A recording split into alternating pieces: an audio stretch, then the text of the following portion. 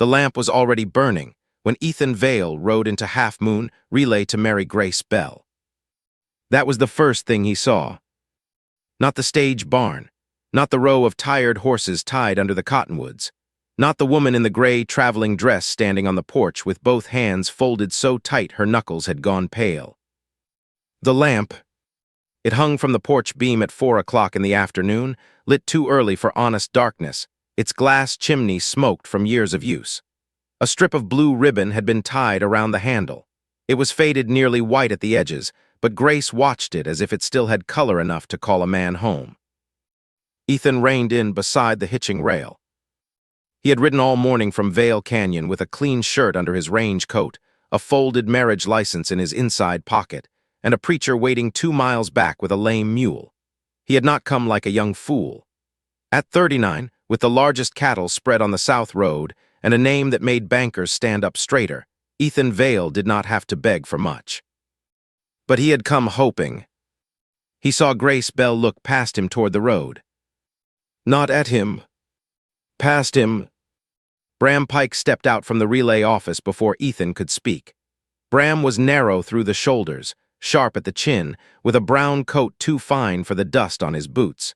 He smiled like a man who had been waiting for someone else's embarrassment. "You see it now, Mr. Vale," Bram said. "She kept that lamp for another man." Grace's face tightened, but she did not lower her eyes. Ethan swung down from the saddle. "Miss Bell." "Yes," she said. Her voice was steady, though the fingers at her skirt trembled once.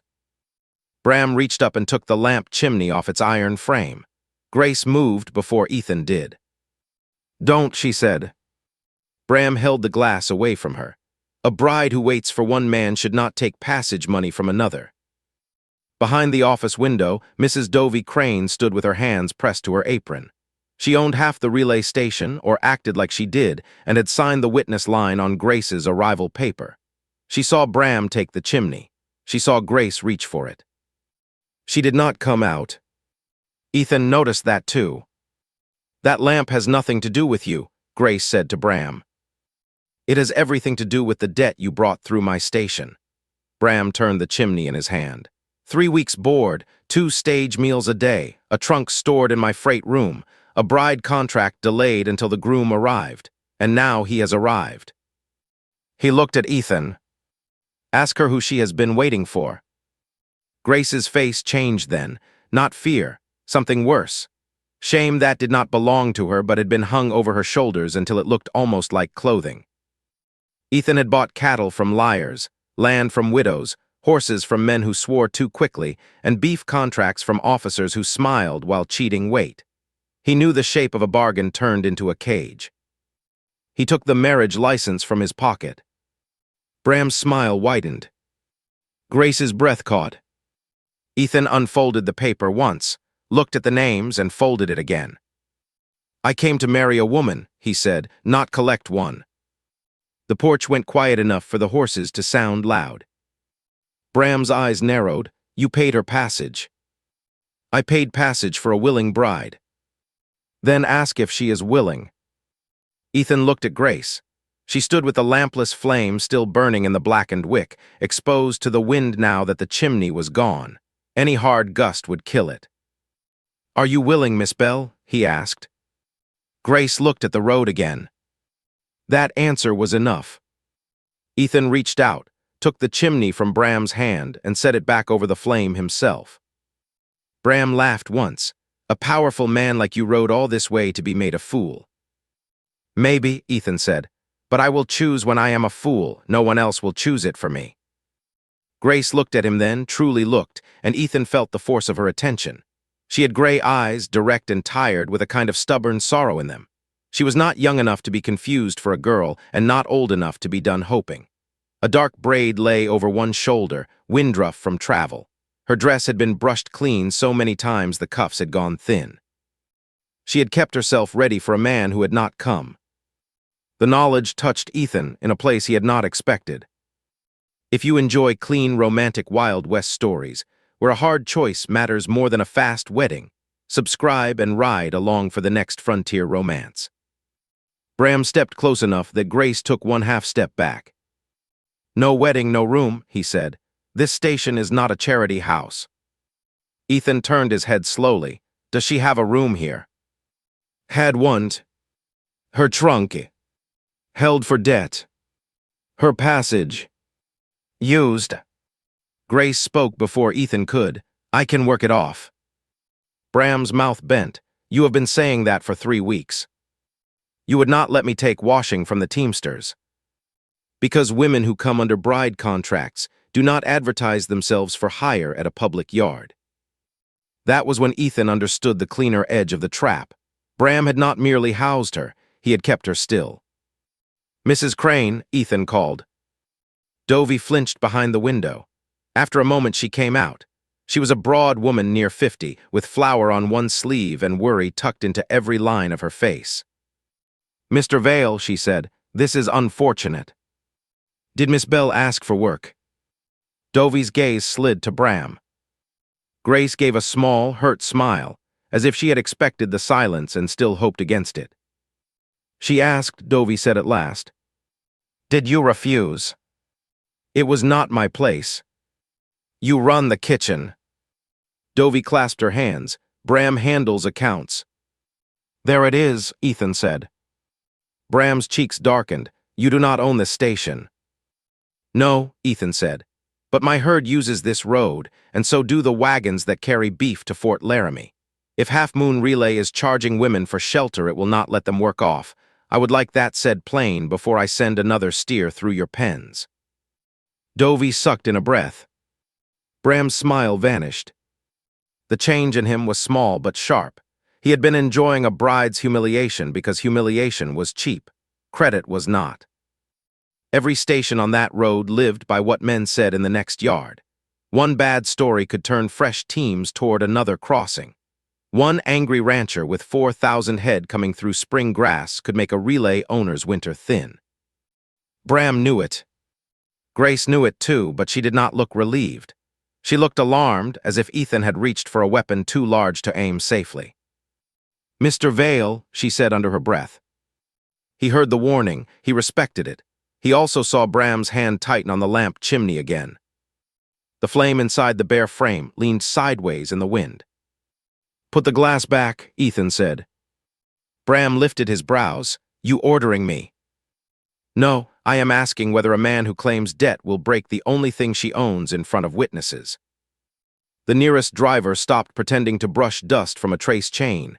He looked at the lamp, then at Bram's hand. Bram's jaw worked. It was the first time Grace had seen anyone make him calculate aloud without speaking. At last Bram shoved the chimney toward Ethan instead of setting it himself. Ethan took it carefully, not because he wished to handle Grace's object, but because Bram had already made it dangerous. He fitted the glass back over the flame. The light steadied at once. Grace watched that small act with an expression Ethan could not name. Later, he would remember it as the first moment she saw his power used gently. Grace stared at Ethan as though he had just broken a window and let air into a room she had been smothering in. Do not do this for me, she said quietly. It was the first time she had spoken to him without Bram in the words. Ethan softened his voice. I am doing it because a bargain ought to have a door. A door to where? Wherever you choose. Bram snorted. Pretty words, he will say them until he gets tired of waiting. Ethan looked at the lamp. Who is the man? Grace did not answer right away. Her fingers rose toward the blue ribbon and stopped before touching it. Caleb March, she said. He was a stage guard for the Northern Line. We were to marry in Laramie last spring. He wrote that work took him south for one last season. He said if I ever came through Half Moon, I should hang a lamp on the porch. He would know I had waited. And you have waited here 3 weeks. I came west after my aunt died. There was no home behind me. Caleb's last letter said he would meet me at this station. Her voice thinned but did not break. No one here had seen him. Then your letter came through the agency. Mrs. Crane said you had paid for a bride who had not arrived. Bram said I could answer or owe the station. I wrote you the truth. Ethan remembered the letter he had received. It had said, I am willing to meet you if you can accept that my heart is bruised by a promise that may never answer. If you cannot accept that, I will repay the fare however I am able. He had read that sentence 6 times. Most people lied when they were desperate. Grace Bell had told a truth that could cost her safety. That was why he had come himself. I got your letter, he said. Her eyes searched his face. And you still came. Yes. Why? There were answers he could give that would sound grand. He did not trust any of them. Because you did not pretend, he said, and because my house has had too much pretending in it already. Bram made a disgusted sound. Fine speech, but speeches do not pay her board. Ethan reached for the purse at his belt. Grace stepped back. No. He paused. She lifted her chin. I will not pass from Bram Pike's debt to yours. Ethan let the purse fall back against his hip. Then I will not pay your debt, he said. Bram smiled again. Ethan looked at Dovey, but I will hire her. Grace blinked. For what? My housekeeper left in March. My cook is a man who believes beans become supper if he threatens them long enough. You can work at Vale Canyon for wages until you decide where to go. Mrs. Crane can write the debt amount. Your wages can settle it if you agree the sum is fair. Bram opened his mouth. Ethan raised one hand. And before you say bride contracts do not work, you should remember I just folded mine. Something moved across Grace's face. Not relief. Relief would have been simpler. This was a cautious thing, wary of being touched. Where would I sleep? She asked. In the front parlor with a bar across the inside door, Ethan said. I have a bunkhouse and no need to stand near your door. It was plain speech, maybe too plain. But Grace's eyes changed again. Dovey whispered, Grace, it may be best. Grace looked at her, best for whom? Dovey's face fell. Bram slapped his ledger shut on the porch rail. If she leaves this station, she leaves her trunk. Ethan turned to him. If you hold a woman's clothing for debt, you would not let her work off. I will have every driver on this road hear it before morning. You threaten me. No, I describe tomorrow. The first driver by the barn looked over. Another man stopped watering a team. Bram noticed. He lowered his voice. Take her then, take the lamp too. It will remind you what sort of bride you almost bought. Grace flinched. Ethan did not look away from Bram. No. Bram looked pleased for half a second, thinking he had wounded them both. Then Ethan lifted the lamp carefully from its hook and held it out to Grace. She takes it, he said, if she wants. Grace looked at the flame. It shook under the glass, small and stubborn. Her hands moved slowly around the base. I want it, she said. Ethan nodded. Then it rides in the wagon beside you. He did not help her down the porch steps until she reached for his arm. When her gloved hand settled on his sleeve, he felt the light pressure of it all the way to his shoulder. That annoyed him. He did not want to feel anything that quickly. He had built most of his life by measuring twice before he cut once. Grace Bell had been in his sight less than half an hour, and already he was angry on her behalf in a way that could make a man careless. So he went careful. He loaded her one carpetbag himself. Her trunk remained in Bram's freight room. Grace watched it from the wagon seat, her mouth set hard. I will get it back, she said. Yes, Ethan said. I mean I will. He looked up at her. The lamp sat between them, flame pinched low for travel. Grace's hand rested on the base, guarding it from the jolt of the wagon. I heard you, Ethan said. They left Half Moon with Bram standing in the porch shadow, and Dovey Crane holding her apron like she might wring water from it. Vale Canyon lay 8 miles south, where the road narrowed between red stone walls and opened into grassland the color of old gold. Ethan drove without filling the silence too fast. Grace sat straight, still watching the road behind them until the station roof vanished. The road did not make leaving easy. Half Moon sat on a dry rise, and the south track dropped through a wash where wagon wheels had carved ruts deep enough to catch careless axles. Ethan slowed the team. The lamp rocked between them. Grace reached for it with both hands. I can wedge it, Ethan said. I have it. I know. He said no more. A woman who had been handled by other people's decisions learned to hear help as a threat. Ethan understood that in theory. It was harder in practice. His hands knew how to fix things. His money knew how to smooth things. His name knew how to stop arguments before they grew teeth. Sitting still while Grace guarded a lamp over rough ground took more discipline than turning a herd. At the bottom of the wash, the wagon lurched hard. The lamp slipped. Grace caught it against her ribs, but the hot brass burned through her glove. She hissed and nearly dropped it. Ethan stopped the team. "Let me see." "It is nothing." Burns rarely are. She drew her hand back into her lap. He took a breath and softened his voice. "I am not asking to take the lamp. I am asking to see your hand." That difference mattered. He saw her hear it. After a moment, she held out her gloved palm. He did not pull. He let her place it near him. The glove had a dark mark across 2 fingers. "There is salve at the ranch," he said. "Cool water first." "My aunt used flour for burns." "Your aunt likely used what she had." "Do not insult my aunt." "I am not. I am insulting flour." That surprised the smallest breath of laughter from her. It vanished quickly, but not before the hard line of her mouth changed. Ethan smiled at the horses instead of at her, because staring at that little laugh felt like greed. They drove on more slowly. Only then did she speak. "You should not have come yourself." "Why?" "A man like you sends a foreman when a bride may disappoint him." "A man like me has disappointed himself enough to know better." She looked at him, but he kept his eyes on the team. "Were you married before?" she asked. "No." "Then what disappointment?" Ethan tightened the reins through a wash. The wagon wheels dipped and climbed. "My father bought everything he could not earn," he said. "Land, silence, forgiveness, my mother's staying. I learned early that money can make a house full and empty at the same time." Grace was quiet. "I thought," he continued, "that if I sent for a wife from back east, at least the bargain would be honest. I would pay passage.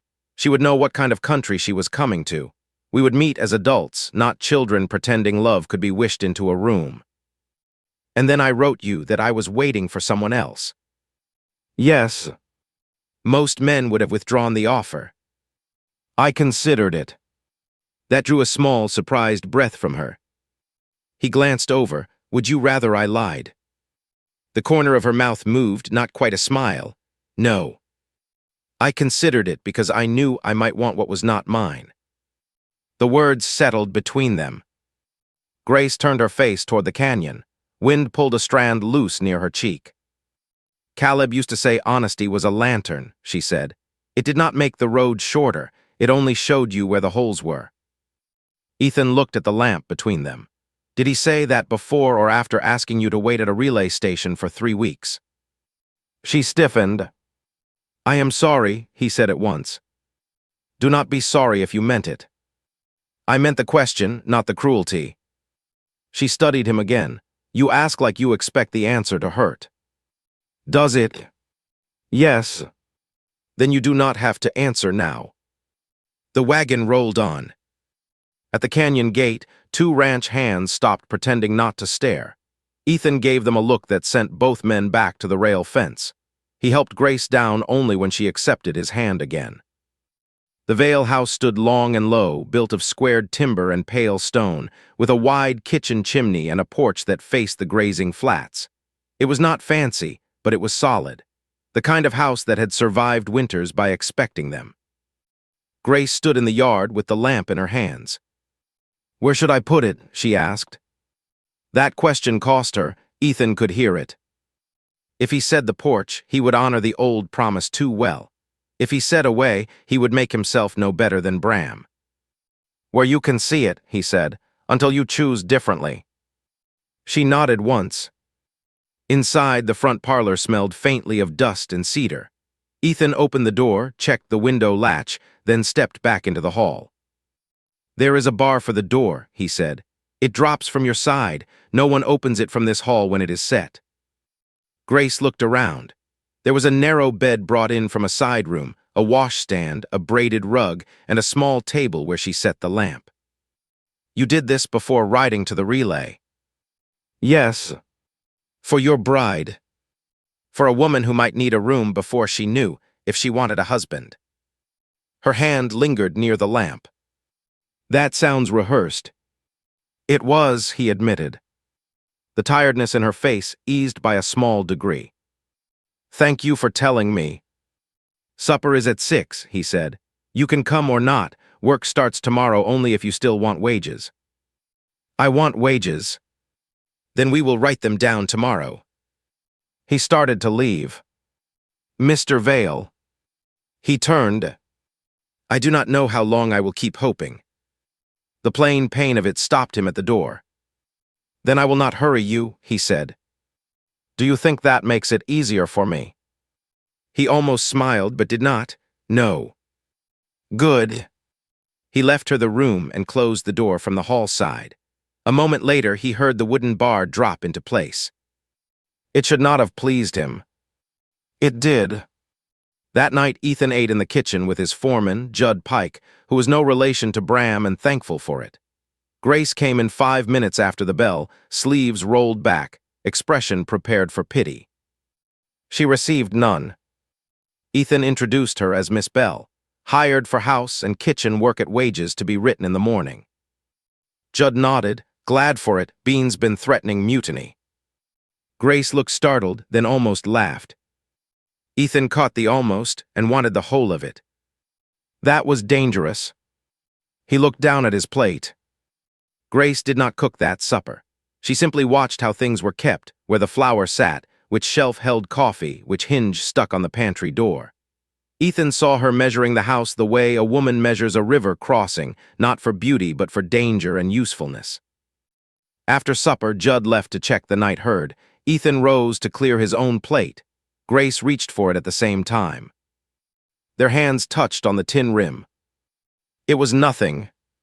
It was also not nothing. Both of them let go. I am hired, she said. Tomorrow, he said.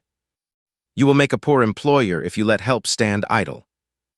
I have been accused of worse. This time the smile came, small, unwilling, and gone quickly, but it was there.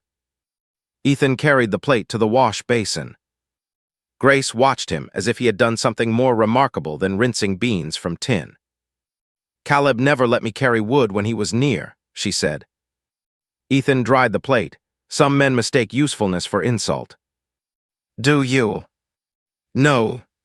Then let me wash. He handed her the cloth. They worked side by side in the yellow lamplight, not speaking much. Outside, night pressed against the windows. Inside, Grace set plates in even stacks and Ethan put them away where she pointed. It should have felt awkward. Instead, it felt like the first honest thing that had happened all day. Near the end, Grace wiped the table and paused over a length of white cloth folded on the sideboard. Wedding cloth, she asked. Ethan nodded. My housekeeper set it out before she left, said a man ought not greet a bride with flour sacks on the table. Grace ran one finger along the folded edge. You wanted this. Yes. A wife. Yes. Not me. He could have taken the easy road and said something gentle. Instead, he told the truth. I did not know you. She looked down. But I am starting to, he said. Her hand stilled on the cloth. And that is worse, she asked. For my peace, yes. She looked at him then, and the kitchen seemed to grow smaller without either of them moving. The old porch lamp burned in the parlor across the hall. Its light showed in a narrow line under her door. Grace saw Ethan glance that way. It bothers you, she said. Yes. The honesty made her breathe in. But not enough to ask me to put it out. No. Why? Because if I ask, and you do it for my comfort, I will never know what the darkness means. Grace held his gaze for a long moment. Caleb called me Blue Bell, she said. Ethan did not move. My surname was Bell. I wore a blue ribbon in my hair the first Sunday he walked me home. It became a foolish little name between us. No one else knew it. Then it was not foolish.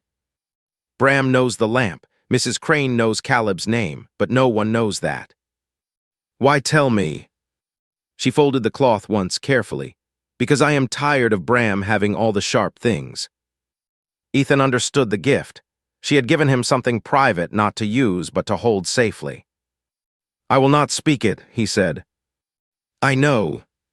She looked surprised at herself after saying it. So was he. The next morning began with work. Grace appeared in the kitchen before dawn with her braid pinned tight and her sleeves rolled. Ethan found her inventorying flour, bacon, dried apples, beans, coffee, salt, and all the other items his cook had treated as rumors.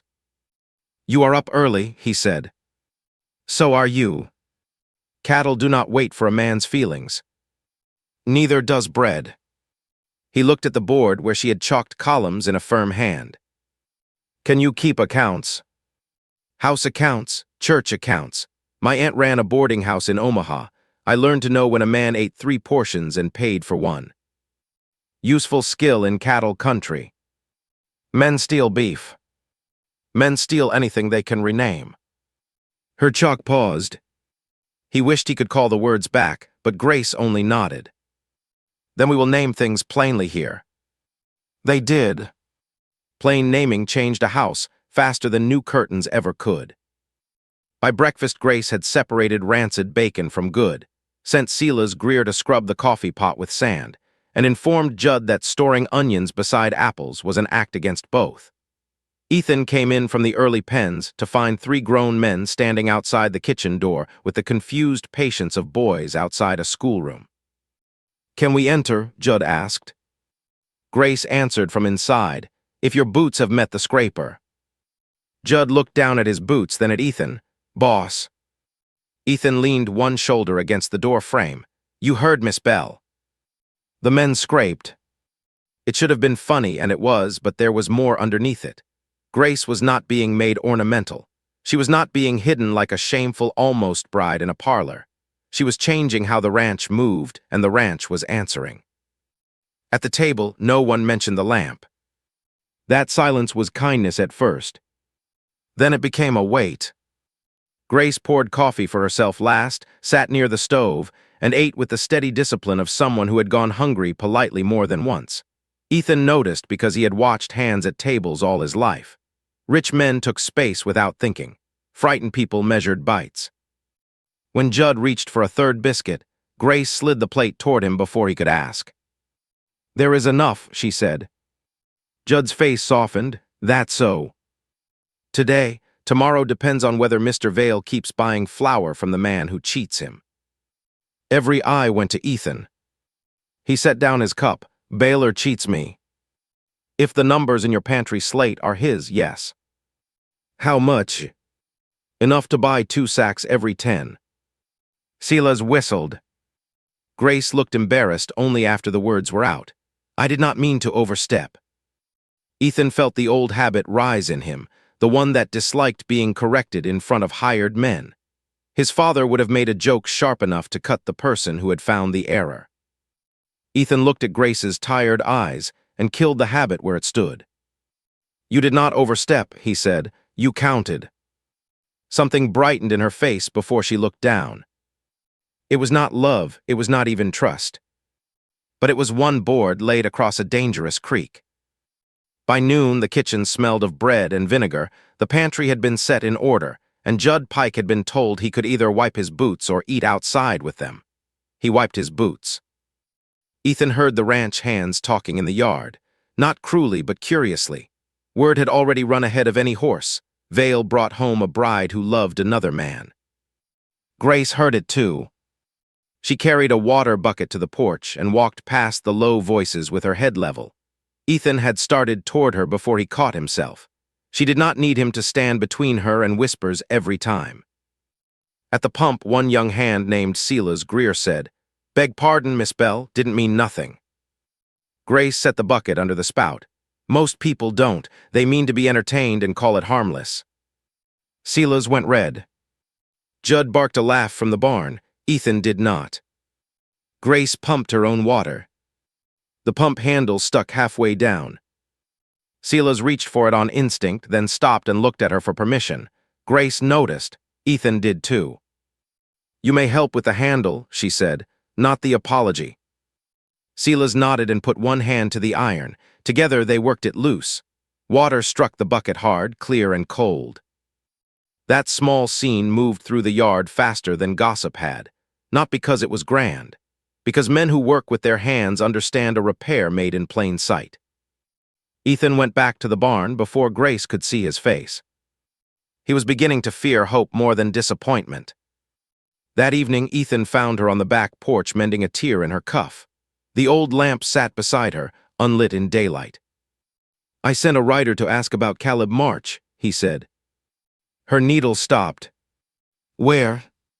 "North Line, Laramie, Fort Road, any driver who might remember him."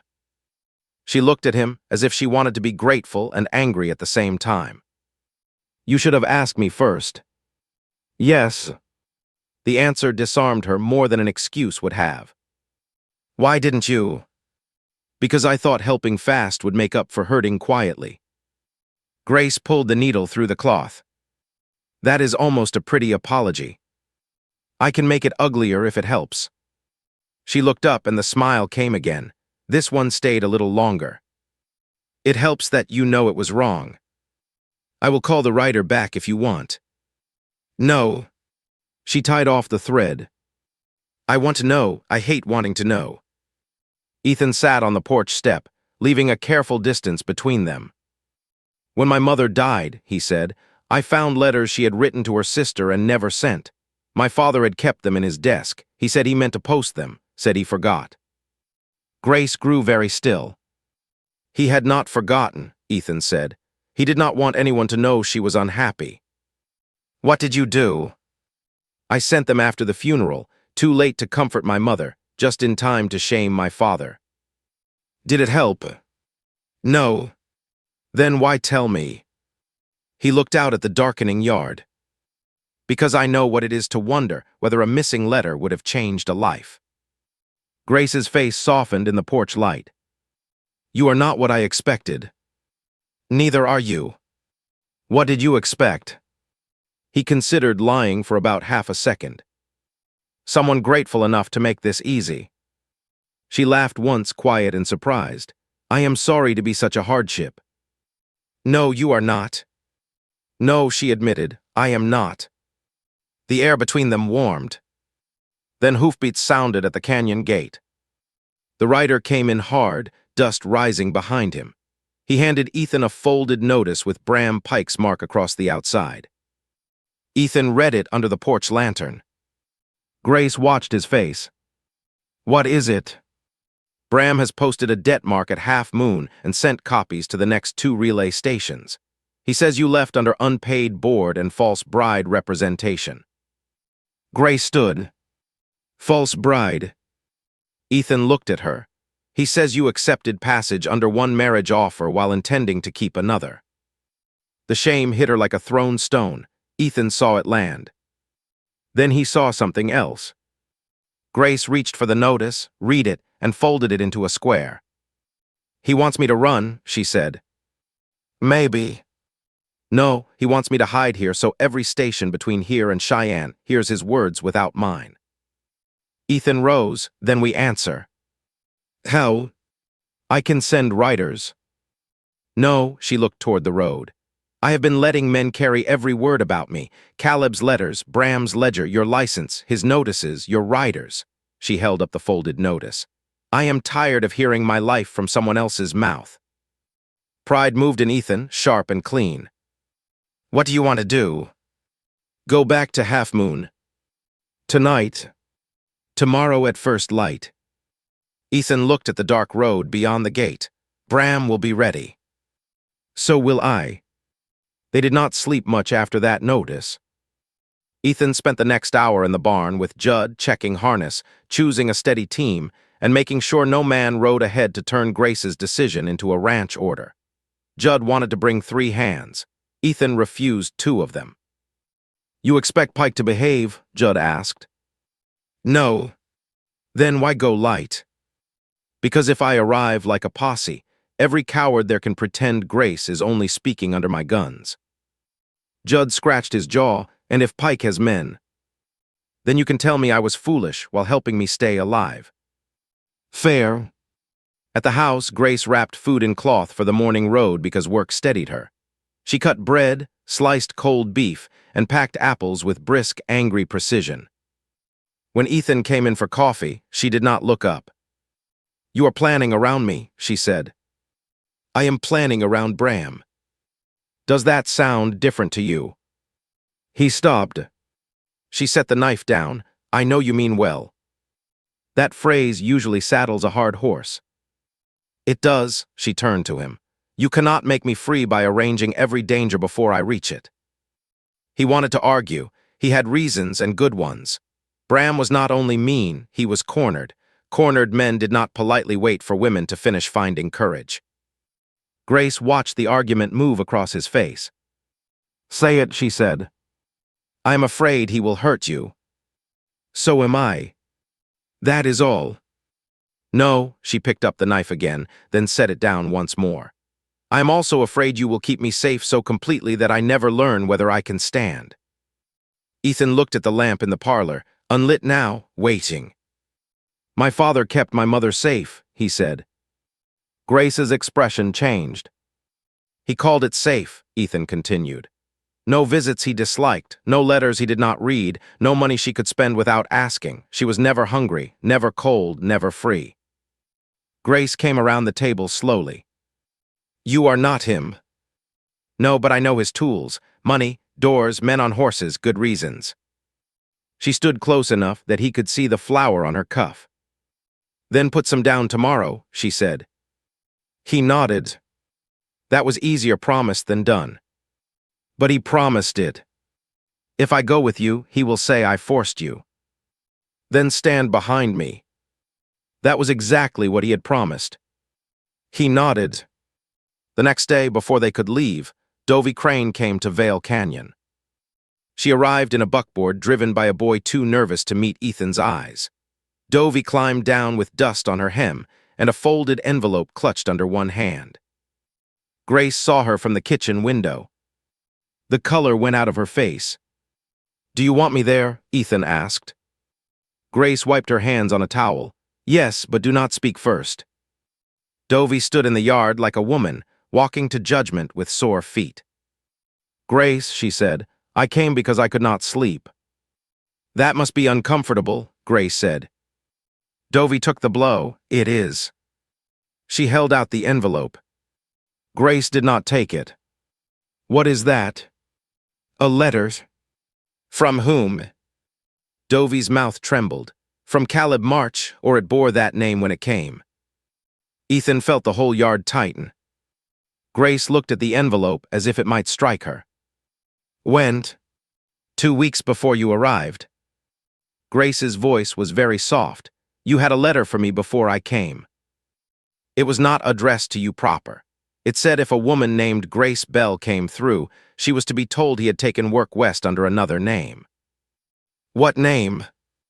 Dovie looked toward the road as if Bram might ride out of the dust. "I do not know if it is true." "What name?" "B. Pike." The porch board seemed to move under Grace's feet. Ethan reached one hand toward her and stopped short. She had not asked for it. Grace took the letter. The envelope had been opened and sealed again badly. "You read it," she said. Dovie bowed her head. "Why?" "Bram said Caleb March owed station money under another name. Said the letter was a trick to escape debt. Said if I gave it to you, the station would be dragged into an ugly dispute." "And you believed him?" "I wanted to." Grace looked at her then. "That is not the same thing." Dovie's face crumpled, but Grace did not comfort her. Ethan respected her for it. Grace opened the letter. It was short. Her eyes moved across the page once, then again. Ethan saw the moment she understood. "Not all of it enough." "He wrote like Caleb," she whispered. Dovie said, "I am sorry." Grace looked up. "Sorry kept me waiting under a lamp while you watched." Dovie flinched harder than if she had been slapped. Ethan stepped to the hitch rail. "We ride now." Grace folded the letter with shaking hands. No, she said. Both of them looked at her. Not now. If we go with this, Bram will call it stolen or forged.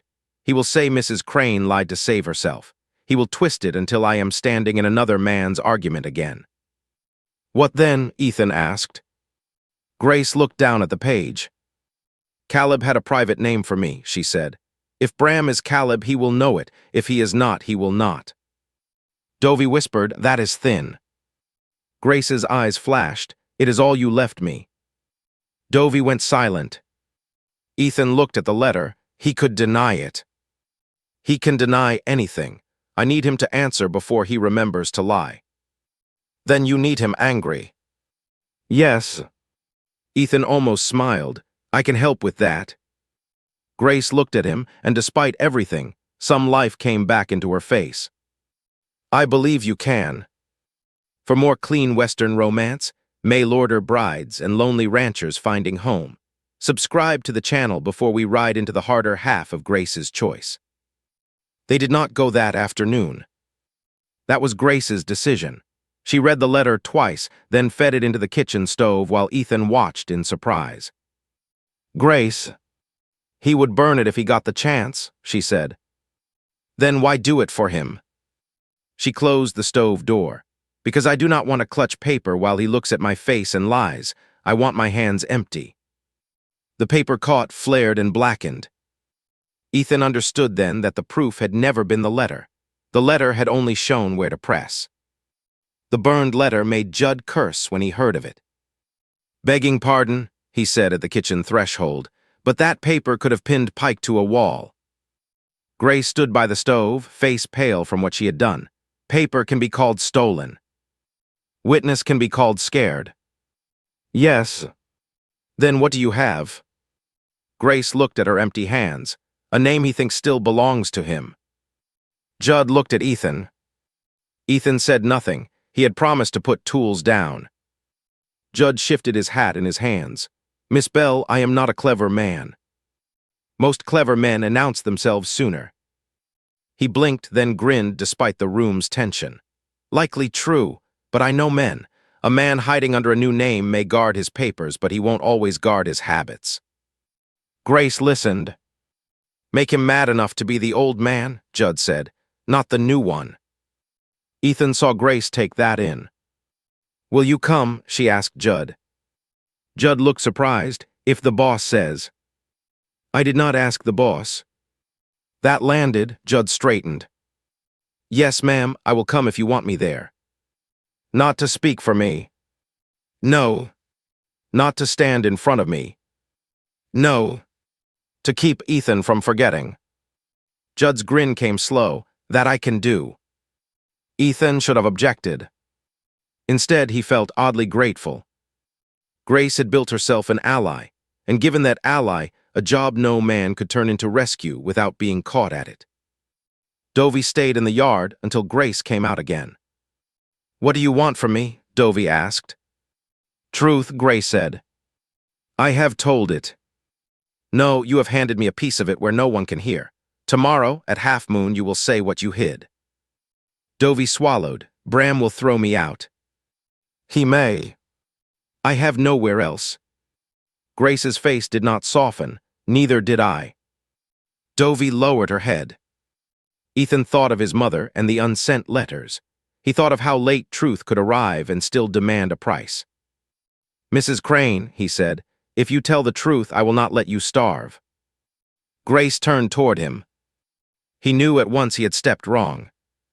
Her voice was low. Do not buy her courage. Dovey looked between them. Ethan took the correction because it was deserved. No, he said, I withdraw that. Grace held his eyes. He tried again. Mrs. Crane, if you tell the truth, you may lose your place. That is the cost. I will not soften it before you choose. Dovey pressed both hands together, and if I cannot. Grace's answer was quiet. Then I will know you twice. Dovey wept then silently. Grace let her.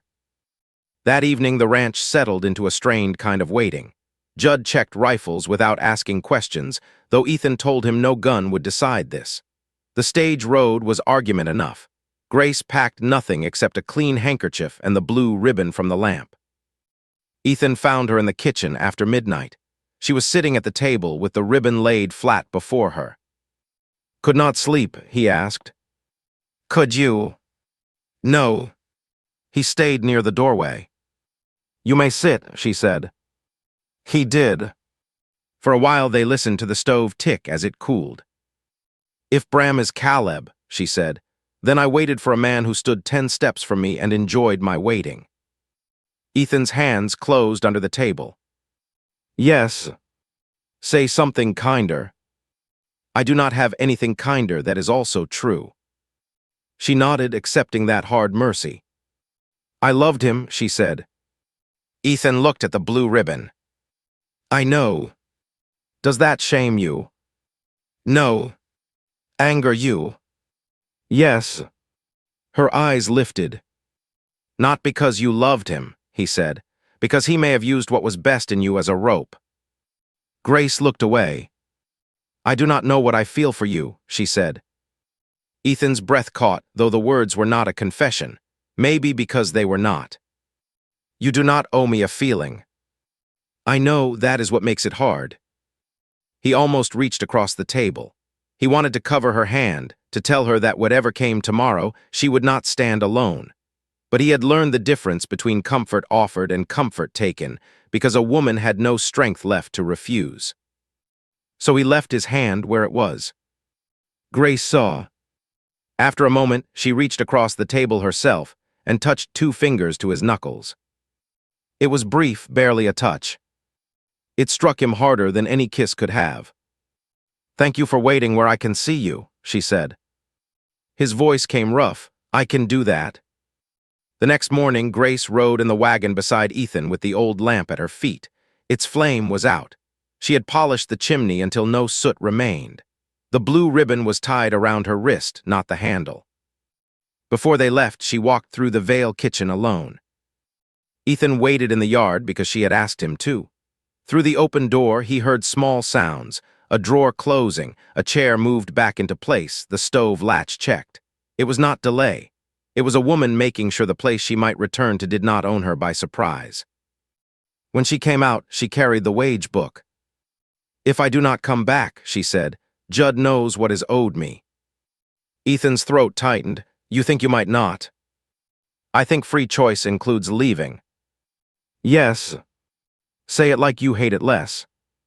He took off his hat and looked at the ground until he could make his voice honest. "Free choice includes leaving." She nodded. "And staying," he added. "Do not get greedy." "Too late." She looked at him then, startled by the plainness of it. He had not meant to say so much, yet there it was, standing in the yard with them. "I want you to come back," he said. "Not because you owe me, not because this house needs bread, because when you are in it I recognize the place better." Grace's eyes filled, but she did not look away. "That is better than your barn speech," she said. "I have been practicing." She stepped into the wagon without taking his hand, then reached down after she was seated. He gave her his hand because she asked after choosing not to need it. That difference was becoming the language between them. Half Moon Relay appeared by late afternoon. Bram had prepared. 2 drivers stood near the barn. Captain Elias Rusk, who held the stage freight contract, waited by the office steps with his thumbs in his belt. He was a square man with gray whiskers and the look of someone who hated losing money more than he hated sin. Dovey stood in the doorway, pale as lye soap. Bram came down the steps smiling. "Miss Bell," he called, "come to settle." Grace climbed down before Ethan could move. He stayed 1 pace behind her. The old lamp hung again from the porch beam. Bram must have put it there himself. It burned, though badly, the flame uneven. Grace looked at it and did not go to it. That was the first victory. "I came for my trunk," she said. "Your trunk is held." "By what right?" Bram held up the debt slate. "By board, storage, and damage to reputation under this station." Captain Rusk coughed. "Pike, if this is a domestic quarrel, I do not have time." "It is a contract matter," Bram said. This woman accepted bride passage, then ran to Vale Canyon while pledged elsewhere. Grace turned to Rusk. Did you carry a man named Caleb March on the northern line last spring? Rusk frowned, carried many men. Stage guard, brown coat, scar at the base of his thumb, sang badly when tired. One driver snorted before he could stop himself. Bram shot him a look. Rusk's eyes narrowed. Maybe. Bram said, old grief is not account business. No, Grace said, lies are. The porch grew quiet. Ethan watched her. He could see fear in the set of her shoulders, but she did not turn to him. Good. He wanted her to know he was there without needing him to be her spine. Mrs. Crane, Grace said. Dovey stepped down one stair. Bram turned, go inside. Dovey froze. Grace did not look away from her. You said you could not sleep. Dovey's mouth trembled. Go inside, Bram repeated. Captain Rusk looked from Bram to Dovey. What is this? Dovey shut her eyes once. When she opened them, she seemed older. A letter came, she said. Bram's face went flat. No letter matters, he said. Dovey kept going. It said if Grace Bell came through Half Moon, she should be told Caleb March had taken work under another name. Rusk turned fully now. What name? Dovey looked at Bram. B. Pike, she whispered. One of the drivers muttered a curse. Bram laughed. It sounded clean and false. Widow's nerves, she has been tired. Dovey's face flushed with humiliation. Grace stepped closer, not to Bram, but to the old lamp. Caleb March called me by a name no one at this station knew, she said. Bram's jaw tightened. I wrote that name nowhere. I spoke it to no one, not Mrs. Crane, not Captain Rusk, not even Ethan Vale until after I left here. Bram lifted the slate. Enough, I am not standing here for parlor games while freight waits. He moved toward the office door. Grace spoke softly. Blue Bell. Bram stopped. It was small, a twitch, really. The old habit of a man turning toward a private call before his mind caught up. Grace said it again, not louder. Blue Bell. What? Bram snapped. Too quick. Too angry. Too familiar. The sound broke something in Grace's face. Only for a heartbeat. Ethan saw the woman who had waited 3 weeks under smoke and gossip meet the woman who now knew the man had been close enough to laugh at her. The two selves collided in her eyes, and neither one looked away. Bram saw it too. He mistook pain for weakness. Grace, he said, changing his voice, listen to me. She held up one hand. He stopped because the gesture was familiar. Ethan could see it. Bram had obeyed that hand once in another life on another road. Grace saw that too. You remember, she said. Bram's mouth tightened. You remember how I stopped you from teasing Mrs. Alder's mule because it kicked children. That proves nothing. You remember the blue ribbon. Any fool can see the ribbon. Not this one, she touched her wrist. The first one, I lost it at Sunday Creek. You went back after dark and found it caught in Willow. The drivers watched Bram now with open suspicion. Dovey covered her mouth. Bram's eyes flicked once unwillingly to the thin white ribbon on Grace's wrist. Not recognition of the cloth, recognition of the memory. Grace's voice steadied. I would have forgiven you for not loving me. Bram looked as if she had struck him. I would have forgiven you for being afraid, or ashamed, or too changed by the road to keep a promise made before hardship. I would have grieved and lived. Her hand lowered. But you stood beside me as another man and fed on my waiting.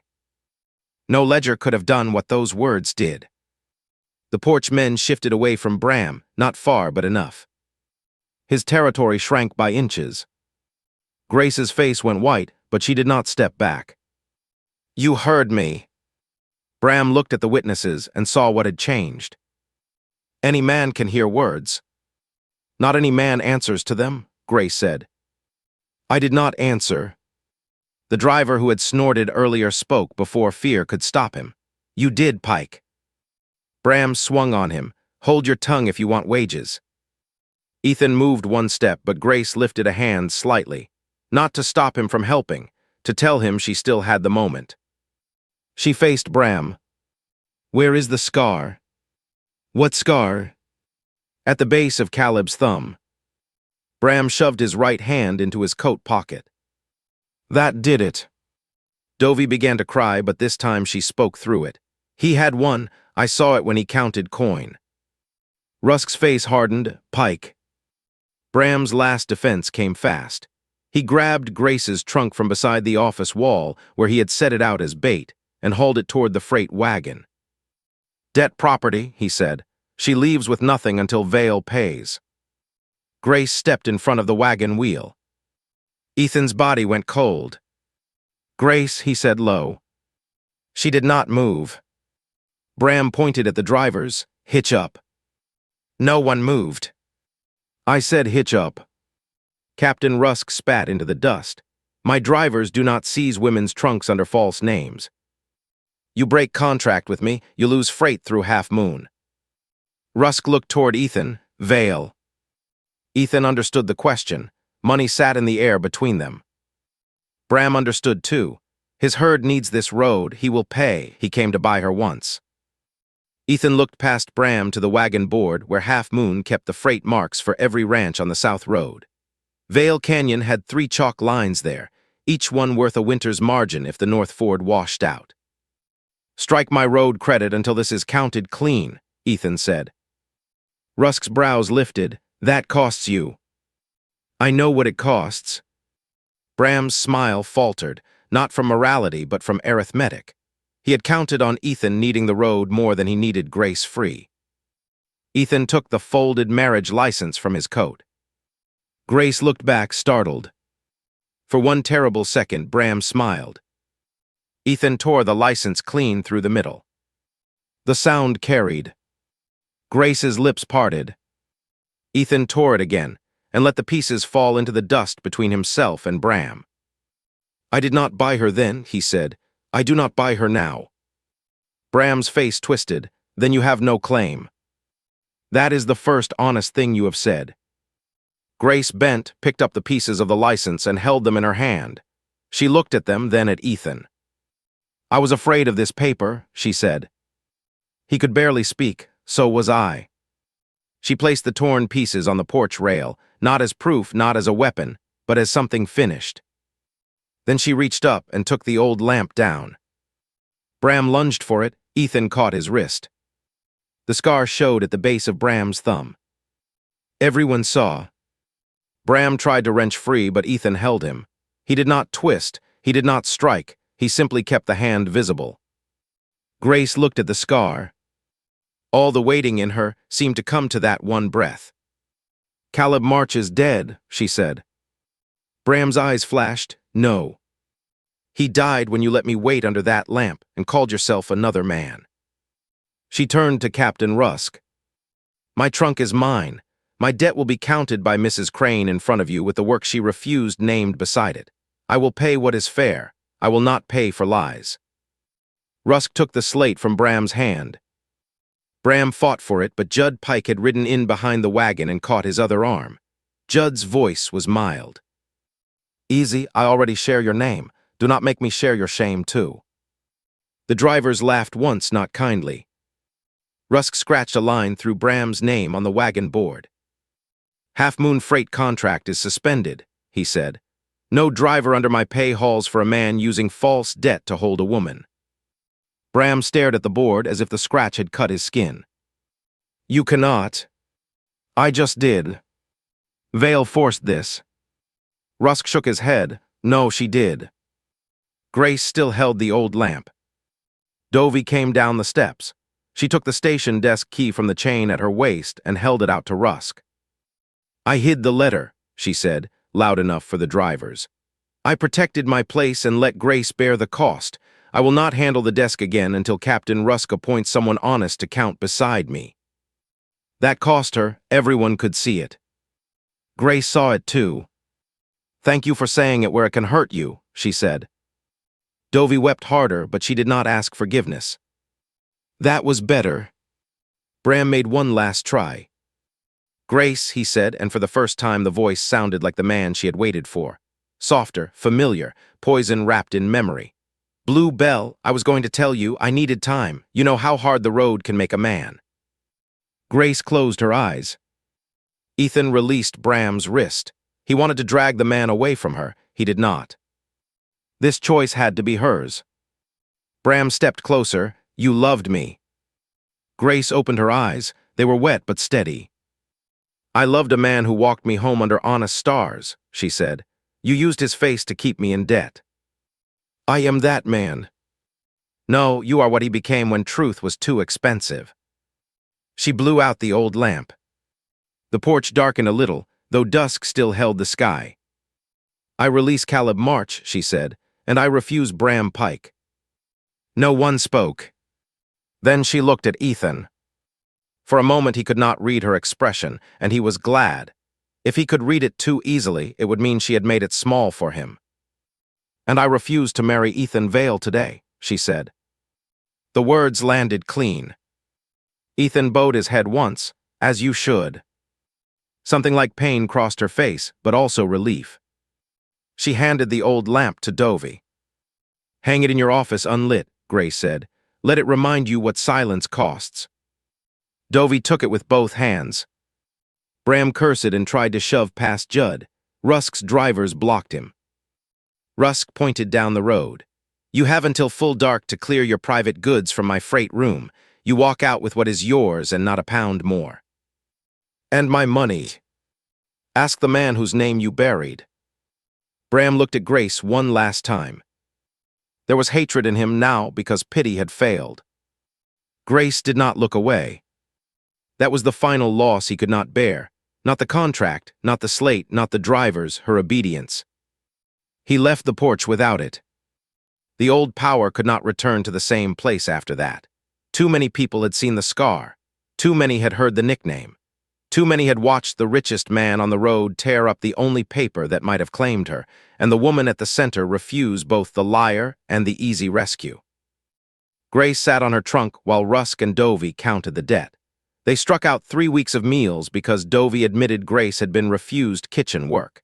They struck storage by half because Bram had held the trunk as leverage. Grace named the remaining sum and promised wages from Vale Canyon if Ethan still had work for her. Ethan waited by the wagon. He did not answer for her.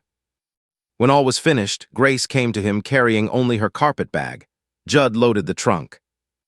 I can still take you to my sister in Cheyenne, Ethan said. I know. Or to Laramie. I know. Or back to Vale Canyon for wages only. She looked toward the road where Bram had disappeared on foot, his fine coat dusted to the hem. Vale Canyon, she said, for wages. He nodded. And supper tomorrow, she added. His heart moved before his face did. Tomorrow, he said. They rode home under a sky bright with cold stars. The old lamp did not ride with them. Grace's hands were empty in her lap, and more than once Ethan saw her open them as if learning the shape of that emptiness. Halfway through the canyon, she began to cry. Quietly. Not for Bram, not only for Caleb, maybe for the woman who had stood under a porch lamp while everyone around her knew more than they said. Ethan stopped the wagon. Do not, she whispered. He did not ask what, he simply waited. After a while, she reached for his sleeve. Then he moved closer. She leaned against his shoulder, and he held still as stone, letting the comfort be exactly what she asked for and not an inch more. At Vale Canyon, he did not take her inside. She had asked for supper tomorrow, not tonight. He carried her trunk to the parlor door, set it down, and stepped back into the hall. She lifted the inside bar and looked at him through the opening. You tore the license, she said. Yes. Was it hard? Yes. Good. He smiled faintly. You are severe, Miss Bell. I am learning. So am I. She looked past him toward the dark kitchen. Do you have another lamp? Several. Not the old one. No. Tomorrow, she said, bring one to the kitchen table. For supper. For seeing. He understood enough not to answer too quickly. I willed. She closed the door and set the bar. Ethan stood in the hall for a moment after he heard it fall. Then he went outside and slept badly in the bunkhouse, grateful for every uncomfortable board. The next day, consequences came in daylight. Captain Rusk sent a man to confirm Bram had lost the freight contract through Half Moon. Dovey Crane sent a written accounting of Grace's reduced debt, signed by 2 drivers. She had also written one line at the bottom. I will keep the old lamp and lit until Grace Bell tells me it may burn for honest company. Grace read it at the kitchen table. She did not smile, but she folded the paper carefully and put it in her work drawer. The same writer brought a second paper for Ethan. Vale Canyon's road credit through Half Moon would stay suspended until the cattle board met in Cheyenne. Bram had not gone quietly. He had sent word ahead that Ethan Vale had broken a freight agreement over a woman and would pay for the romance in lost beef. Ethan read the notice once and set it beside his plate. Grace picked it up before he could pretend it weighed nothing. This is because of me, she said. This is because I chose where my money would not stand. That sounds noble enough to hide fear under. He looked at her then, and the honesty in his face cost him more than the paper. I am afraid. She folded the notice with the same care she had given Dovey's accounting. Good, then we will not waste it. Wait. Grace took a pencil from the drawer and turned the wage book to a clean page. If Half Moon is closed to your credit, then your kitchen stores, winter salt, and driver meals matter more than they did yesterday. You need a tighter account before Cheyenne. I can make one. Ethan looked at the page, then at her. For wages. For wages, she said, and for proof that I am not the cost of your choice. I am one of the hands making it hold. Will you forgive her? Ethan asked. Not today. Good. She glanced up. You say that often. You make sound judgments. I make angry ones. Anger can point at truth. It just should not drive the wagon alone. This time she did smile. The house changed over the next week because Grace was in it. Not softly, practically. Beans stopped being punishment. Bread appeared without drama. The pantry no longer hid 3 sacks of weevil flour under one good sack. The men learned to bring plates back instead of leaving them wherever supper had defeated them. Judd Pike declared the ranch had become dangerous because now a man could be made ashamed by a clean shelf. Grace worked for wages. Ethan wrote them in a small book she kept, and she checked every figure. The first time he made a mistake in her favor, she marked it. The second time he did it, she shut the book. Do not make generosity look like arithmetic, she said. He took the book back and corrected the number. Yes, ma'am. Do not ma'am me when I am right. What should I do? Be right faster. He laughed then, a real laugh, sudden enough that she looked pleased before she could hide it. The courtship did not begin all at once. That mattered. Ethan wanted it to begin every morning. He wanted it when she stood in the yard with flour on her sleeve telling a ranch hand that good enough was not a measurement. He wanted it when she read a letter from Dovey without trembling. He wanted it when she sat on the porch at dusk and did not look north. But wanting was not asking. Not yet. One afternoon, Grace found him in the barn mending a strap. Rain tapped on the roof, soft but steady. The Cheyenne reply lay open on the workbench beside him. Rusk had kept his word. Bram's private freight marks were struck through for the season, but Vale Canyon's credit had been restored after Grace's accounts showed exactly what Half Moon had hidden, overcharged, and refused to pay. Ethan had not written the petition. Grace had. She had signed it Grace Bell, paid worker of Vale Canyon Ranch. Under it in smaller writing she had added, not property, witness, or bride debt. The cattle board had copied that line into the record by accident or mercy. Either way, it now lived in ink where Bram could not breathe on it. You have not mentioned marriage again, she said. The awl slipped. He set it down before he stabbed his thumb. No. Why? Because I tore the license. That was paper. It was also my impatience. She came closer, stopping on the other side of the workbench. And if I wanted you to ask? His heart hit once hard. He looked at her hands, empty, steady. "Then I would ask what you want me to ask," he said. Her eyes warmed, though tears stood in them too. "Careful man. Trying to be. I am not asking you to propose in a barn over a broken strap." "I appreciate that." She laughed softly. He wanted to cross the space between them. Instead, he waited. Grace reached across the bench and took his hand. Not 2 fingers this time, her whole hand. "I am asking if you still want to court me when no license says you should." Ethan turned his palm under hers and held it gently. "Yes," he said. "Even though I loved another man. You loved honestly, I can live beside that. Even though I may grieve a little longer. Then I will learn where grief keeps its dishes and stop knocking them over." She smiled through the tears. "That is a terrible courtship speech. I will improve with practice. You may practice tomorrow at supper." "I thought tomorrow already belonged to supper." "Then the day after." He nodded. "The day after I will ask properly." "No," she squeezed his hand. "Ask now, properly can come later." Rain ticked on the barn roof. Horses shifted in their stalls. Ethan Vale, who had argued cattle prices with colonels and bankers without blinking, found himself short of air.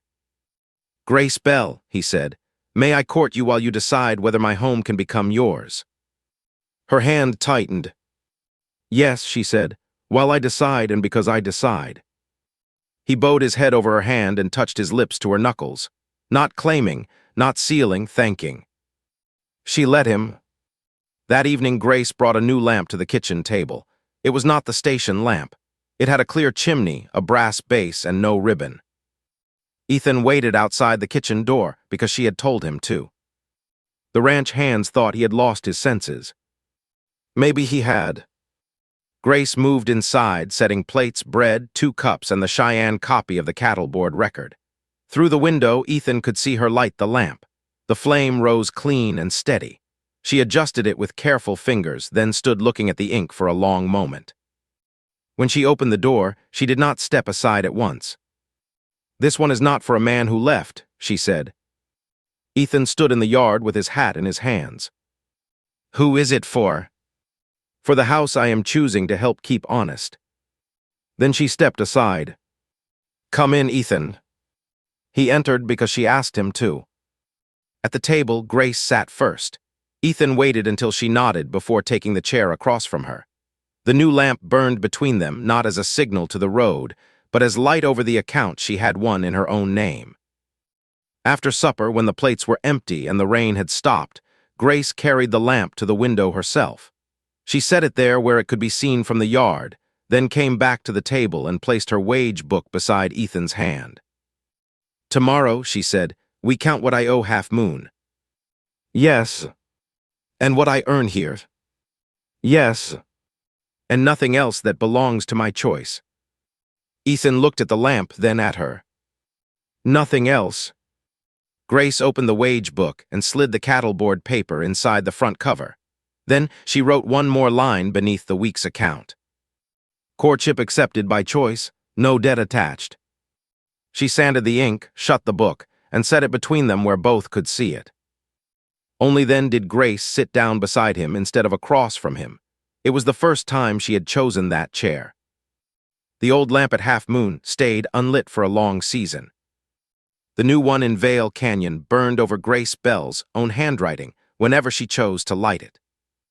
Subscribe for more clean, romantic Wild West stories where rejected brides, lonely ranchers, and brave frontier women find home by their own choice.